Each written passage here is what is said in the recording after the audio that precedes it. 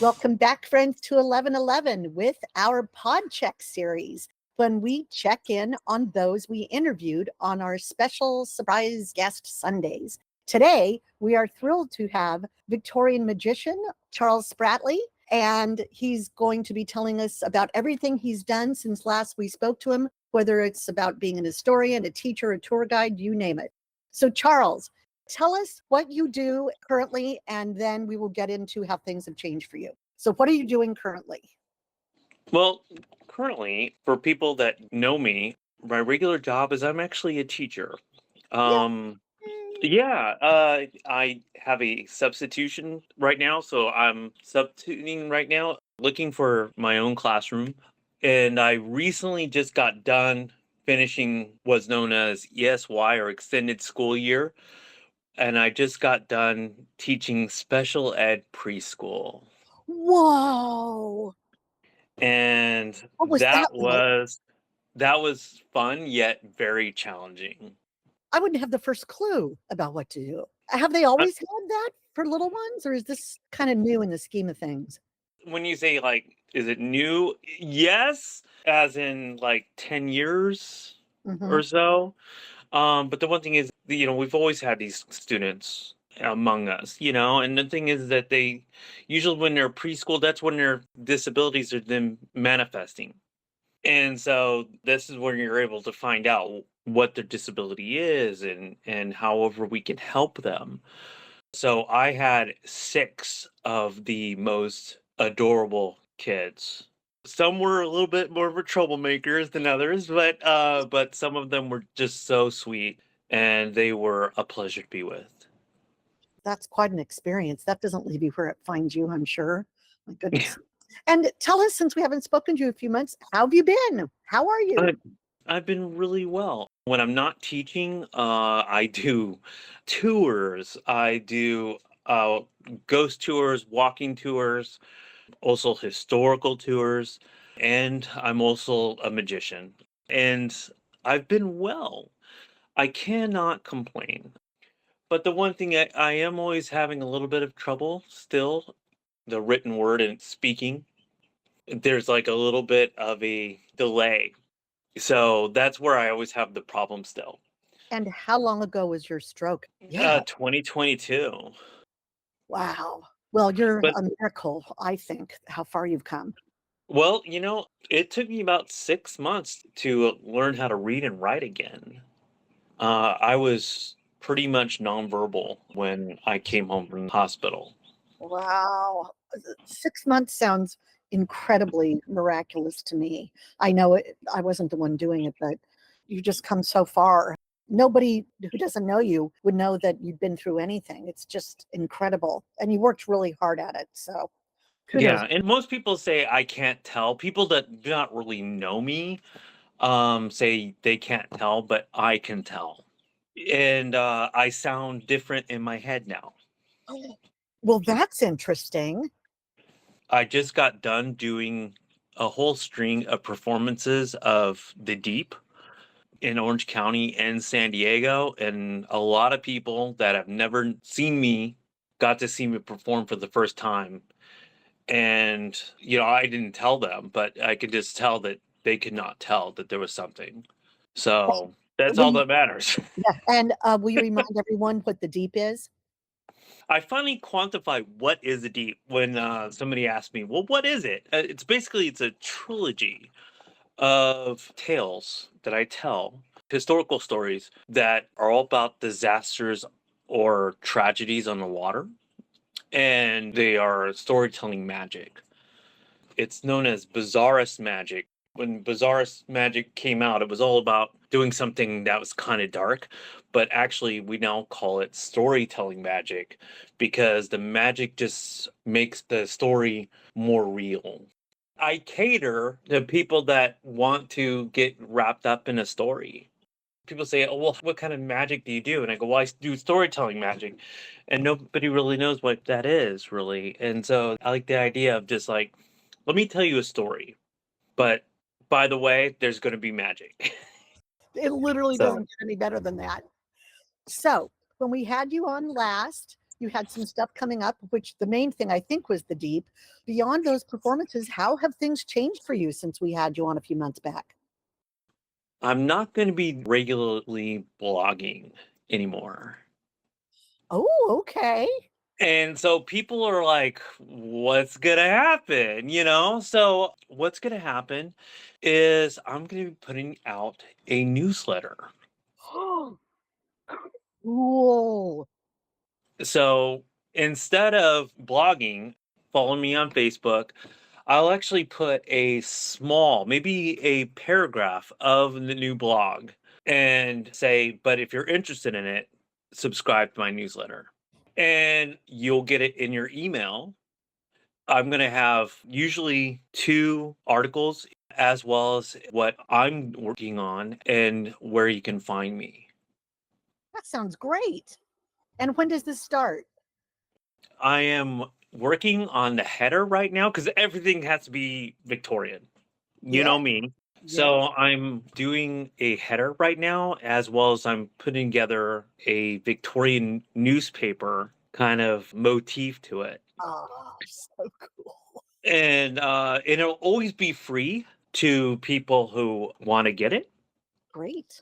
And I will always accept advertisements. Oh, And whenever somebody wants an advertisement, we will go ahead and do a Victorian style advertisement for them. I was just going to say, we want an ad and we'll make it Victorian. Oh, this is cool. But to go with the Edgar Allan Poe, Dreams Within a Dream, that will be called The Raven's Call. Okay, I just got chills. This is wonderful. Speaking of Poe, last time you were on here, you said that you would be doing a Poe online course. Is this still a possibility? Well, the one thing is, it has become so much more than that. I will be doing a full on online lecture about the history of Gothic literature. We're going to talk about Poe. We're going to talk about Shelley. Shelley. We're going to be talking about Is, Stoker. And we're going to talk about their lives. We're going to talk about how their lives actually influenced their writing. oh, this is wonderful. And because I think, again, like we talk about my love of history, I like to talk about what makes people even write the way they do. I'm really looking forward to it. And I've already started working on it. Well, I'm going to be doing in different locations, old cemeteries. We're going to be in old mansions. Oh, Uh, so cool. and of course, we have to do it at night. The one thing I want to do is I want to get into John Gone's magic to actually go to see the Turk and to be able to Oh, do the Poe lecture with his automaton, the really? Turk. Yeah. Wow. One of the things is I found out that there's so many people that are just in the magic community that are such wonderful people.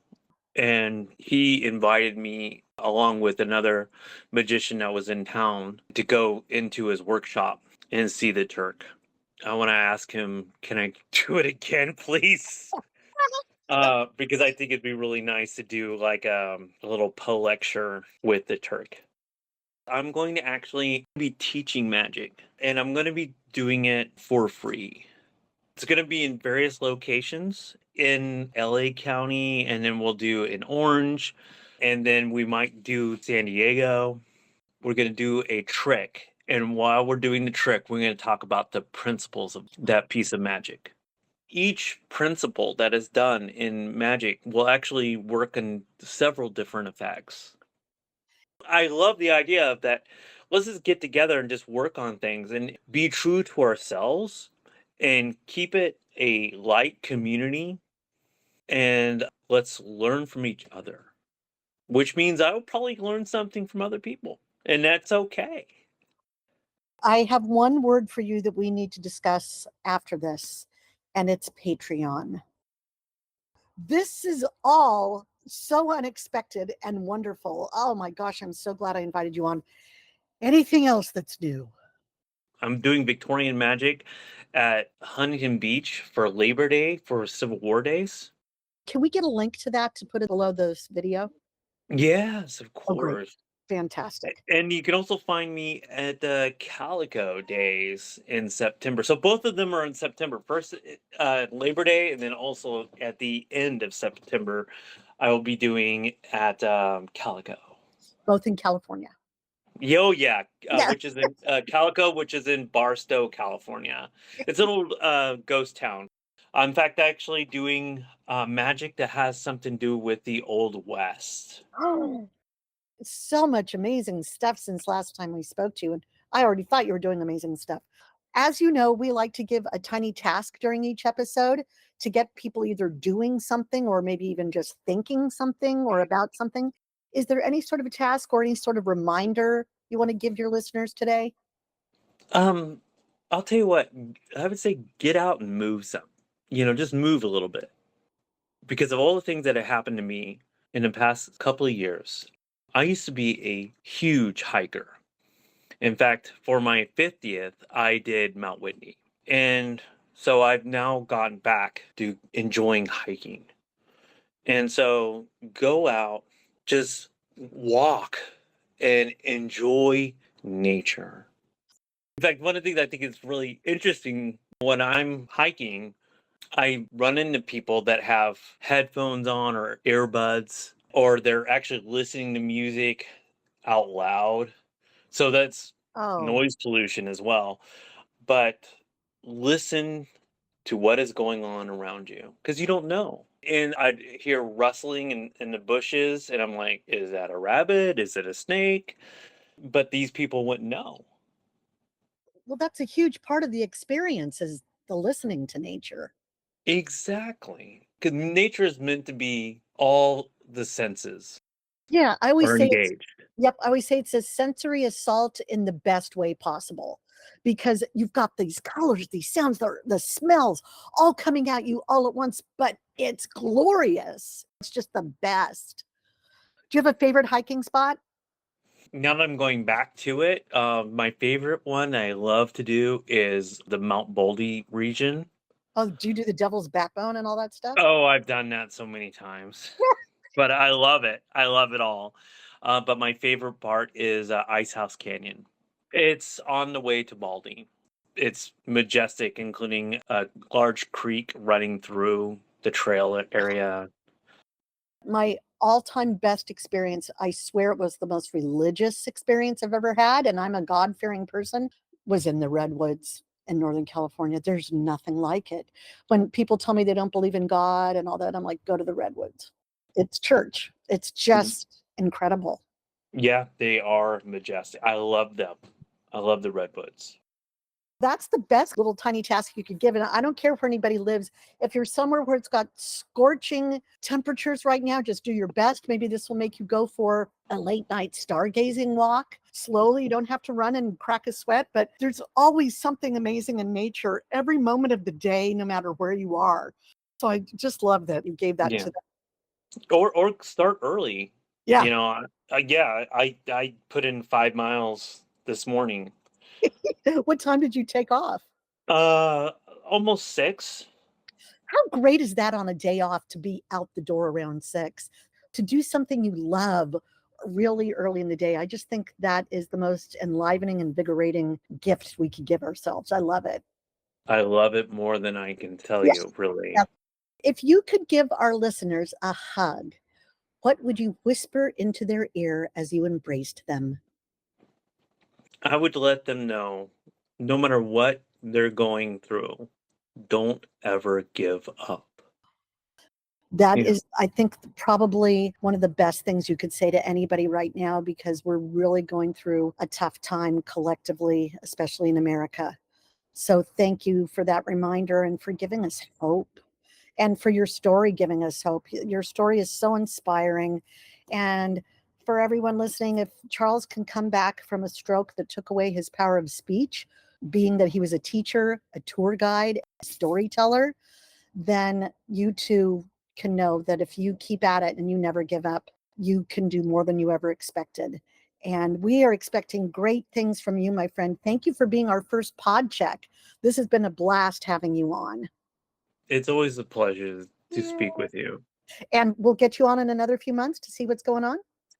But yeah, Of Okay. course, I'd love to. Yeah, well, and this is a good way for us to remain accountable. We brought up the Poe thing this time, and then we found out it's evolved into something so much better. And now we'll be able to keep checking in to get the links to the stuff you're doing so we don't miss any of it. So we can expect lots of ghosts over the next year or two, right? Because I'm all about the ghosts. Yes, you can. Okay, thank you, my friend. Everyone, thank you. Thank you for listening in for this first pod check. We'll be back with Charles in a few months, and we'll be back with whoever else has something new to add to their story whenever anybody pops up. Have a wonderful long weekend. Chadiste Som, everyone. Tuta.